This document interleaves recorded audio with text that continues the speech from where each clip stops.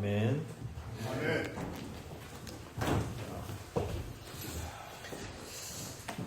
창조의 공동체라는 제목으로 하나님 말씀 함께 나누고 기도하도록 하겠습니다. 2025년 마지막 주일입니다. 기억을 하실지 모르겠지만 2025년 송구영신 예배 때 오늘 본문으로 말씀을 전해드렸습니다. 그 2025년 주보 보시면 교회 목표가 이 창조의 공동체가 되는 거였습니다. 이 창조란 단어 들으시면 무엇이 떠오르십니까? 보통 사람들은 창조 그러면 창세기 1장 2장을 떠올립니다. 그리고 창조론 그러면 창조냐 진화냐 이런 논쟁을 생각합니다. 하지만 성경이 말하는 창조론은 단순히 세상이 어떻게 시작되었는가에 관한 설명이 아닙니다.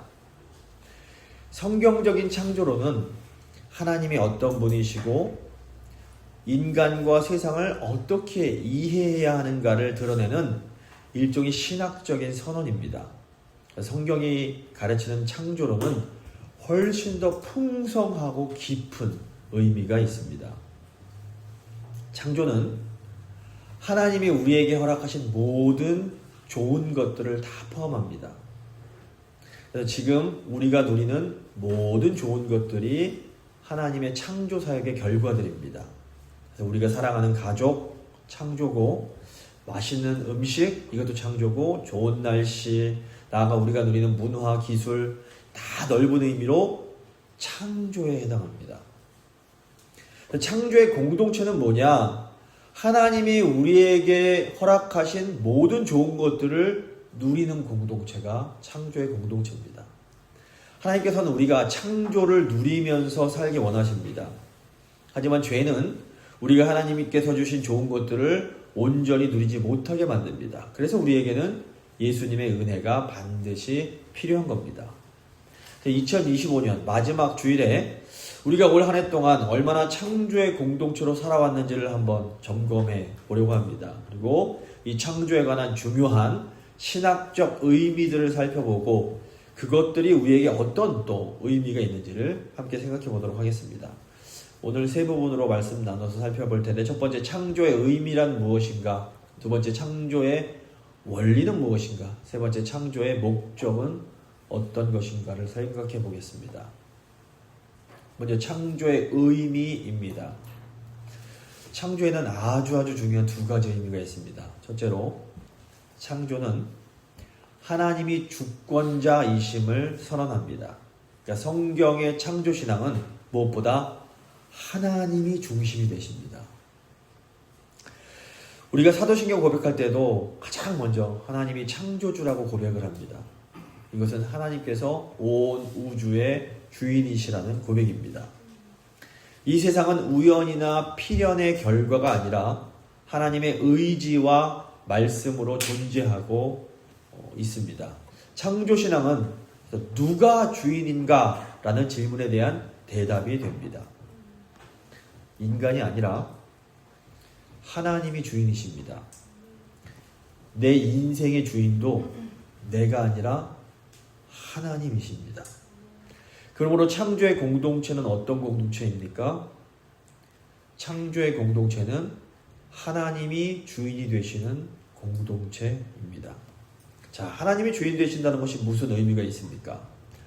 말 그대로 우리가 가지고 있는 모든 것이 다 하나님 것임을 인정하는 겁니다. 내가 가진 돈, 나의 시간, 나의 건강, 나의 가족, 이 모든 것은 다 하나님의 것입니다. 우리는 내 손에 있는 것이 내 거라고 착각할 때가 많습니다. 하지만 우리는 하나님이 잠시 맡겨주신 것을 관리하는 청지기들에 불과합니다. 하나님께서 됐다, 이제 그만 가져와라 그러시면 그 순간에 내가 쥐고 있던 것은 다 사라지게 되는 겁니다. 제가 존경하는 한 장로님께서 이런 간증하시는 걸 들었는데, 목사님, 제가 이 위험을 줄이려고 분산 투자를 하고 정말 최선을 다해서 재테크를 했습니다.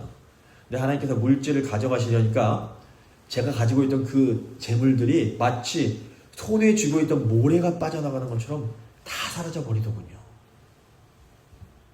근데 이게 물질만 그런 게 아닙니다. 우리가 배웠던 지식도, 우리의 건강도, 우리가 사랑하는 자녀들도 사실은 내 것이 하나도 없습니다. 하나님께서 이제 야 됐다 이제 그만 가져와라 그러시면 우린 즉시 내어드릴 수밖에 없습니다. 창조의 공동체는 우리가 가진 모든 것들이 다 하나님의 것임을 기억하는 공동체입니다. 자, 그렇다면 하나님께서 주인 되심을 기억하는 게 우리에게 어떤 유익이 있을까요? 하나님께서 주인이심을 기억할 때 우리는 지금 우리에게 주신 것, 우리에게 허락하신 것에 더 감사하며 살 수 있습니다. 그리고 하나님께서 주인이심을 기억할 때 우리는 더 겸손할 수 있습니다. 남들보다 좀 돈이 더 많고, 남들보다 좀 더 똑똑하고, 남들보다 좀 더 건강하고, 남들보다 자녀들이 좀 더 착해도 교만하지 않고 겸손하게 살게 되는 겁니다. 우리의 모든 것이 하나님의 것임을 늘 잊지 말아야 합니다. 그래야 우리가 하나님께서 우리에게 허락하신 것들을 더 온전하게 누리면서 살아갈 수 있습니다. 그래서 11조 드리는 것은 내 모든 것이 하나님의 것임을 기억하는 굉장히 좋은 훈련이 됩니다. 11조를 드릴 때마다 사실은 우리가 하나님, 저에게 있는 모든 것이 다 하나님의 것입니다. 이렇게 고백하는 겁니다. 그래서 11조 드리는 것은 우리 마음을 하나님께 집중시키는 아주 좋은 영적 훈련입니다. 그래서 11조 드리는 것이 어떤 율법을 억지로 지킨다기보다는 우리에게 굉장히 유익한 영적 훈련이라는 것을 좀 기억하셔야 됩니다. 특별히 새롭게 이제 앞으로 젊은 친구들, 청년들은 이제 돈을 벌게 될 텐데 꼭 11조 훈련을 시작해 보시기 바랍니다. 이 훈련이 평생토록 우리의 마음을 지켜주는 아주 좋은 보호막이 되어줄 것입니다. 둘째로 기억해야 될 창조의 의미가 창조는 말씀으로 이루어졌다라는 겁니다. 하나님은 손이나 어떤 도구가 아니라 말씀으로 창조하십니다. 창세기 1장을 보시면 하나님이 이르시되 이 말씀이 반복이 됩니다. 그러니까 하나님의 말씀은 단순한 어떤 선언이 아니라 창조의 행동, 창조의 행위입니다. 그러니까 하나님께서 말씀하실 때마다 그 말씀대로 창조가 이루어집니다. 우리가 하나님의 말씀을 어떤 지식으로 생각하는 분들이 많습니다. 하지만 하나님의 말씀은 단순한 어떤 정보나 지식이 아니라 현실을 만들어내는 능력입니다. 기억해야 할 것은 이 하나님의 말씀이 시간 안에서, 시간 속에서 이루어진다라는 겁니다. 그런데 이 하나님의 시간이 우리의 시간과 다릅니다. 어떤 말씀은 말씀하시는 즉시 현실이 됩니다. 하지만 어떤 말씀은 또 수십 년 후에 또는 수백 년 후에 현실이 되기도 합니다. 시간이 오래 걸린다고 해서 하나님의 말씀이 약해지거나 이런 게 아닙니다. 하나님의 말씀은 현재의 조건이나 환경에 묶이지 않습니다. 오히려 하나님의 말씀은 이 기존의 현실을 넘어서 새로운 현실을 창조해내는 겁니다. 그래서 하나님의 말씀은 하나님의 때, 하나님의 시간에 반드시 성취됩니다. 그렇기 때문에 우리는 이 하나님의 말씀이 이루어질 때까지 인내하고 기다릴 수 있어야 됩니다. 하나님의 말씀은 없는 것을 있게 하시고 닫힌 길을 여시고 불가능해 보이는 상황 속에서 새로운 역사를 시작하십니다. 이 창조적인 말씀의 절정이 바로 예수 그리스도이십니다. 예수님은 육신이 되신 하나님의 말씀이십니다. 요한복음은 이 진리를 말씀이 육신이 되어 우리 가운데 거하심에 라고 선언을 합니다. 이것은 이제 하나님 말씀이 더 이상 어떤 추상적인 개념이 아니라 역사 속으로 들어온 현실이 되었음을 의미합니다. 예수 그리스도 안에서 하나님 말씀이 직접 보고, 직접 듣고, 직접 만질 수 있는 현실이 된 겁니다. 자, 그렇다면 이게 무슨 의미입니까? 우리가 이 하나님의 말씀을 믿고 받아들일 때에 그냥 우리 생각이 바뀌는 게 아닙니다. 우리가 말씀이신 예수님을 받아들이는 순간 우리의 존재, 우리의 정체성이 바뀌고 우리 삶이 놓여있는 현실 자체가 변화되기 시작합니다. 고린도후서 5장 17절은 이렇게 말씀합니다. 그런즉 누구든지 그리스도 안에 있으면 새로운 피조물이라. 이전 것은 지나갔으니 보라 새 것이 되었도다. 여기서 새 것은 새 창조를 말합니다. 그러니까 교회는 말씀이신 예수 그리스도로 말미암아 새롭게 창조된 공동체인 겁니다. 창조의 공동체는 어떤 세속적인 인간의 감정이나 욕망이나 욕심으로 형성되는 그런 공동체가 아닙니다. 이 교회의 새로운 창조 공동체에 말씀의 방식이 아니라 어떤 세상적인 방식이 들어올 때 그것이 바로 타락이요 변질이 되는 겁니다. 구약시대 이스라엘 백성들이 심판을 받았던 이유도 바로 이 때문입니다. 창조의 공동체는 하나님의 말씀으로 형성되는 공동체입니다. 우리가 말씀이신 예수 그리스도를 따라갈 때에 우리가 비로소 창조의 공동체로 살아가게 됩니다. 그래서 창조 공동체를 생각하실 때 두 가지를 꼭 기억하셔야 됩니다. 첫째, 하나님이 우리의 주인이십니다. 둘째, 우리는 말씀이신 예수 그리스도를 따라서 살아가야 됩니다. 자, 이제 두 번째, 창조의 원리를 생각해 보겠습니다. 창세기 1장 보시면 교회가 따라가야 할 창조의 원리가 제시됩니다. 우리가 창조의 원리를 따라갈 때에 하나님께서 창조 때에 부어주셨던 그 복이 오늘 우리의 삶 속에도 흘러 넘칠 수 있게 됩니다. 창조의 원리를 따라서 할 때 개인뿐 아니라 가정과 교회 안에 평안함과 풍성함이 회복이 되는 겁니다. 자, 두 가지 원리가 있습니다. 첫 번째 원리는 질서입니다. 창조의 공동체는 먼저 말씀으로 질서가 바르게 세워져야 됩니다. 창세기 1장 보시면 하나님이 창조의 첫 3일 동안 나누는 일을 하십니다. 첫째 날 빛과 어둠을 나누시고, 둘째 날 물과 물을 나누시고, 셋째 날 땅과 바다를 나누십니다. 그러니까 하나님께서 말씀을 통해서 넘지 말아야 할 선, 바운더리를 정하시는 겁니다. 이것은 단순한 분리가 아니라 이 무질서하고 혼돈한 땅에 질서를 세우시는 행위입니다. 질서는 하나님께서 말씀으로 정하신 경계 안에서 각 피조물들의 자리와 역할이 바르게 세워져서 생명이 안전하고 풍성하게 자랄 수 있도록 보호하는 구조가 됩니다. 그래서 하나님께서 선을 딱 그어주시면서 여기까지는 괜찮다. 하지만 이 선은 넘지 말아라. 말씀을 하시는 겁니다. 근데 이 선이 마치 이 도로의 중앙선처럼 우리를 보호해 줍니다. 그러니까 우리가 하나님께서 정해두신 선을 넘어갈 때에 또다시 혼돈이 시작이 되는 겁니다.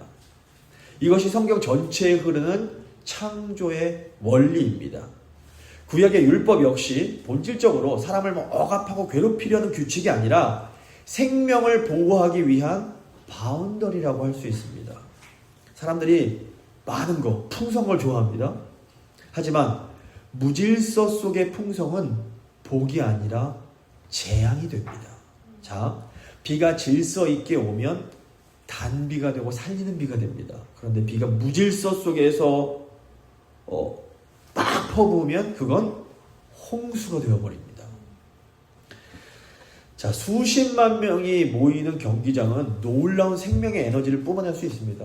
미식축구 경기장 보시면 대단합니다. 하지만 만약 입장 질서가 무너져 버리면 그건 축제가 아니라 참사가 되어버립니다. 풍성함은 좋은 것이지만 질서가 없는 풍성함은 재앙이 됩니다. 그런데 이 질서란 것이 절대로 스스로 유지되지 못합니다. 남자아이 5명이 있는 가정이 있습니다. 어떤 가정인지 아실 텐데 부모님이 몇 시간만 집을 비워도 이 집이 온통 아수라장으로 변합니다. 질서는 규칙을 세우고 지키게 하는 책임 있는 주체가 있을 때 비로소 유지가 가능합니다. 그러니까 질서가 유지되려면 반드시 권위가 필요합니다. 이 우주가 놀랍도록 질서 있게 유지되는 것은 하나님께서 권위의 말씀으로 경계를 지켜주시기 때문입니다. 시편 104편 9절 말씀 보시면 주께서 물의 경계를 정하여 넘치지 못하게 하시며 다시 돌아와 땅을 덮지 못하게 하셨나이다 고백합니다. 가정에서 질서가 유지되려면 부모의 권위가 중요합니다. 가정에 질서가 없으면 아무리 사랑이 많아도 그 가정은 흔들립니다. 하지만 성경이 말하는 아버지의 권위는 무섭게 군림하는 어떤 권력이 아닙니다. 아버지의 자리는 가정을 보호하고 방향을 제시하는 책임의 자리입니다. 아버지가 자기 감정대로 권력을 휘두르면 그것은 권위가 아니라 폭력이 됩니다.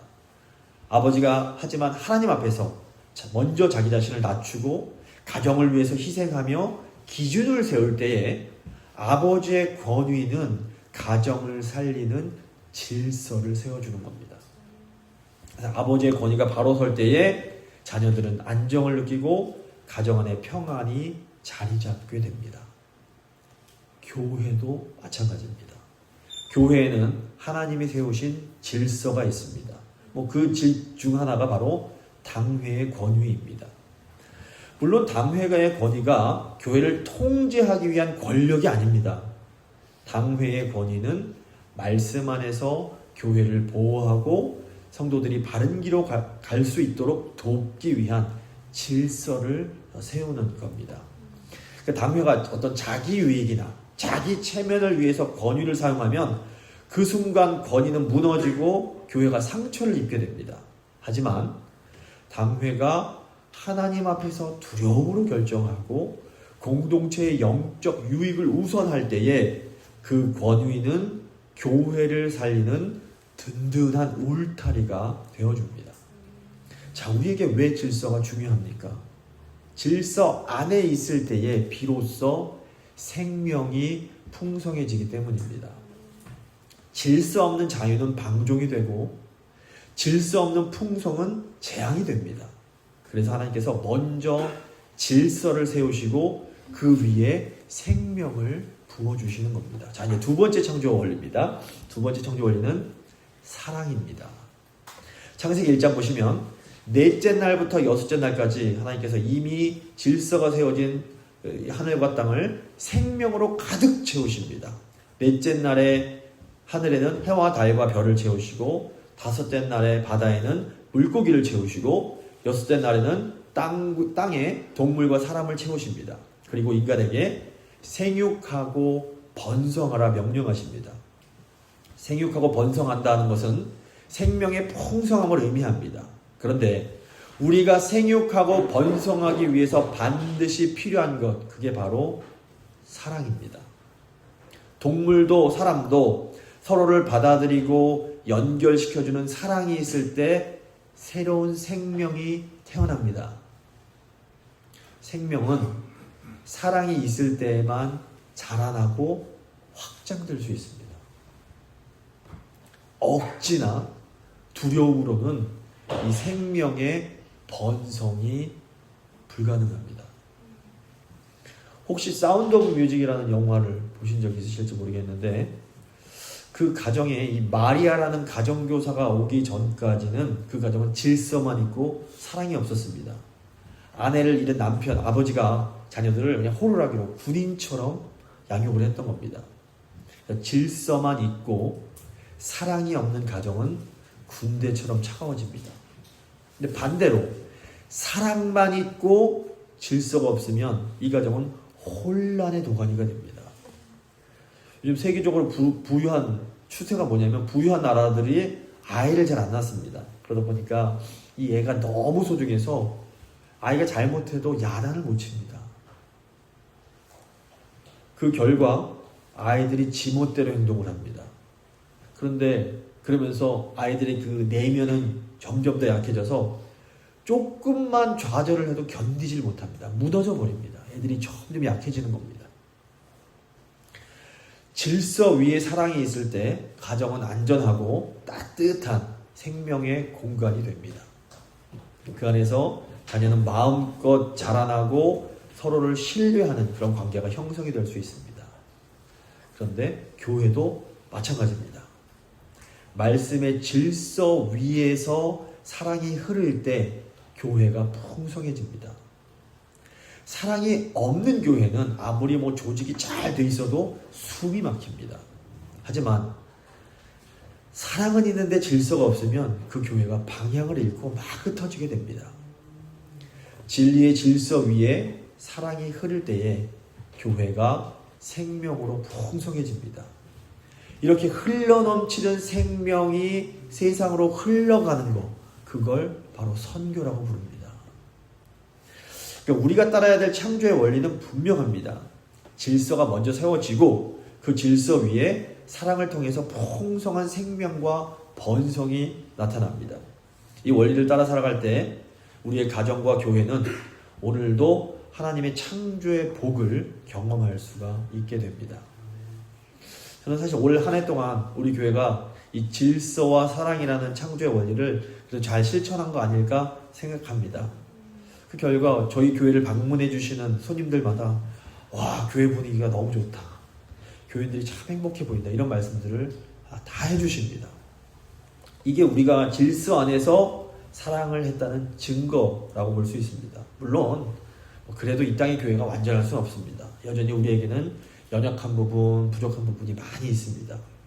하지만 우리 성도님들 한 분 한 분이 하나님 말씀에 순종하기 위해서 노력하고 계십니다. 하나님께서 그리고 우리 이런 중심을 지켜보고 계십니다. 새해에도 이 질서 안에서 사랑함으로 하나님께서 주시는 생명으로 풍성해지는 그런 복을 누릴 수 있게 되기를 간절히 소망합니다. 이제 마지막으로 창조의 목적을 생각해 보겠습니다. 성경이 말하는 창조의 궁극적인 목적은 안식입니다. 창세기 2장 보시면 창조의 절정은 여섯째 날 사람이 창조된 순간이 아니라 일곱째 날 하나님께서 안식하신 사건입니다. 2장 1절부터 3절 제가 한 번 더 읽겠습니다. 천지의 만물이 다 이루어지니라 하나님이 그가 하시던 일을 일곱째 날에 마치시니 그가 하시던 모든 일을 그치고 일곱째 날에 안식하시니라. 하나님이 그 일곱째 날을 복되게 하사 거룩하게 하셨으니 이는 하나님이 그 창조하시며 만드시던 모든 일을 마치시고 그날에 안식하셨음이니라. 근데 하나님께서 피곤해서 쉬신 게 아닙니다. 전능하신 하나님은 지치지 않으십니다. 하나님께서 안식하셨다라는 것은 창조세계를 하나님의 평화, 곧 샬롬 안으로 초대하셨음을 의미합니다. 하나님께서 일을 멈추심으로 자, 이제 이 세계는 다 완성됐고 나와 함께 누릴 수 있는 상태가 됐다 선언하시는 겁니다. 그러니까 창조의 목적은 더 많이 뭘 만들고 더 많이 키우는 것이 아니라 하나님과 함께 누리는 존재의 충만함을 의미합니다. 그런데 우리가 현실에서 이 안식을 잘 누리지 못합니다. 왜냐하면 죄로 인해서 하나님과의 관계가 깨져버렸기 때문입니다. 샬롬이 무너져버리고 이 세상은 불안과 두려움, 경쟁과 쉼 없는 노동의 그런 공간이 되어버렸습니다. 그래서 하나님께서 이 안식을 회복하기 위하여 예수 그리스도를 이 땅에 보내주셨습니다. 예수님께서 이렇게 말씀하십니다. 마태복음 11장 28절에 수고하고 무거운 짐진 자들아 다 내게로 오라. 내가 너희를 쉬게 하리라. 내가 너에게 잃어버린 안식을 주겠다. 이 말씀이 단순한 위로가 아닙니다. 예수님은 창조의 목적인 안식을 회복시켜 주겠다 말씀하고 계십니다. 예수 그리스도 안에서 우리는 하나님께서 주시는 안식을 누릴 수 있습니다. 자, 예수님 안에서 안식을 누린다라는 것이 무슨 의미입니까? 마태복음 11장 29절 보시면 나는 마음이 온유하고 겸손하니 나의 멍에를 메고 내게 배우라. 그리하면 너희 마음이 쉼을, 안식을 얻으리니. 첫째로 예수님은 나의 멍에를 메라라고 말씀하십니다. 이 말씀의 의미를 잘 생각을 해야 됩니다. 이 멍에란 말을 들으면 무겁고 힘든 부담을 떠올립니다. 아이고, 우리는 이미 이렇게 힘든데 예수님 멍에까지 내가 메야 돼? 이런 생각을 하게 되는 겁니다. 하지만 예수님께서는 이미 멍에를 메고 있는 사람들, 무겁고 지치고 힘든 사람들에게 말씀하시는 겁니다. 그러니까 우리 마음이 쉬지 못하는 이유는 대부분 내가 이걸 안 하면 모든 게 무너져 버릴 거야. 이런 착각 때문입니다. 안식은 내가 다 해야 된다는 그 착각을 내려놓고 세상의 주인이신 하나님을 신뢰하는 겁니다. 안식은 나는 내 인생의 주인이 아니라는 것을 인정하는 겁니다. 이 멍이란 것이 원래 두 마리 소를 함께 묶는 도구입니다. 경험이 많은 소와 어린 소를 함께 묶어서 방향과 속도를 맞추게 했습니다. 예수님의 멍에를 맨다라는 것은 내 인생의 방향과 속도를 예수님께 맞추겠다라는 결심입니다. 내가 앞장서서 끌고 가는 인생이 아니라 예수님께서 이끄시는 인생에 나를 맞추는 겁니다. 예수님의 멍에를 맨다라는 것은 주님, 제가 주인 되지 않겠습니다 라는 고백인 겁니다. 근데 이때 우리 마음에 참된 쉼이 찾아옵니다. 너무 많은 짐 다 끌어안고 계시지 마시기 바랍니다. 인생을 내가 끌고 가야 한다는 부담이 내 어깨에서 내려갈 때 쉼이 옵니다. 이게 뭐 무책임해도 된다는 것과는 완전히 다릅니다. 분명히 나는 내가 마땅히 해야 할 일들을 해야 됩니다. 우리는 하나님께서 나에게 맡기신 일들을 성실하게 감당해야 됩니다. 하지만 내가 최선 다한 후에는 더 이상 불안해하거나 염려하지 말고 하나님께 맡겨야 됩니다. 나의 걱정과 근심, 불안을 예수님께 내려놓는 그런 연습, 훈련이 필요합니다. 저에게 염려하는 분들 많으신데 그냥 다 주님 발 앞에 놓습니다. 이거 훈련하시기 바랍니다. 이게 멍에 매는 겁니다. 두 번째, 주님께서 내게 배우라고 하시는데 이 말씀은 어떤 기술이 아니라 삶의 태도를 배우라는 겁니다. 예수님은 능력 있게 효율적으로 일하는 법을 배우라고 하지 않으십니다. 예수님께서는 나는 마음이 온유하고 겸손하니 내게 배우라 말씀하십니다. 예수님께 배운다라는 것은 기술이나 성과가 아니라 예수님의 마음, 예수님의 태도를 배우는 겁니다. 자, 온유함은 약한 게 아닙니다. 온유함은 엄청난 힘이 있지만 그 힘을 사용하지 않을 수 있는 태도를 말합니다. 또 겸손은 자기를 깎아내리는 게 아닙니다. 겸손은 하나님 앞에서 자기의 자리를 정확하게 아는 겁니다. 사람들은 성과와 역할로 자기를 정의하며 살아갑니다. 그래서 사람들이 일을 잘하고 돈을 잘 벌고 다른 사람들한테 인정받을 때 막 자존감이 뿜뿜 올라갑니다. 반면에 일을 좀 못하고 돈도 잘 못 벌고 사람들한테 인정 못 받으면 자존감이 계속 추락을 하는 겁니다. 하지만 예수님께서는 우리를 향해서 네가 일을 잘해서 돈을 잘 벌어서 가치 있는 존재가 아니라 하나님께 사랑받기 때문에 가치 있는 존재다 말씀하십니다. 스바냐 3장 17절 보시면 너의 하나님 여호와가 너의 가운데 계시니 그는 구원을 베푸실 전능자이시라. 그가 너로 말미암아 기쁨을 이기지 못하시며 너를 잠잠히 사랑하시며 너로 말미암아 즐거이 부르며 기뻐하시리라. 하나님께서 나를 그냥 이 모습 이대로 그냥 사랑하십니다.